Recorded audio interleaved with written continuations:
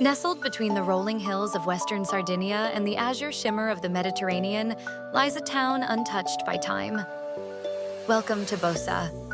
With its pastel-painted buildings stacked along the river Temo, Bosa looks less like a real town and more like a dream, a painter's dream. Each house, a brushstroke. Each alley, a story.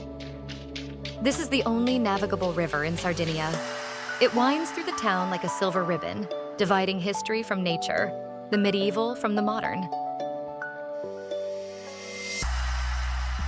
High above it all stands Malaspina Castle, built in the 12th century.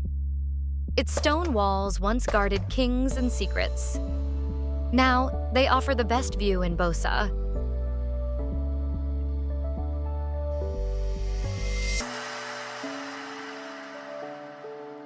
In Bosa, time slows. Locals greet each other by name.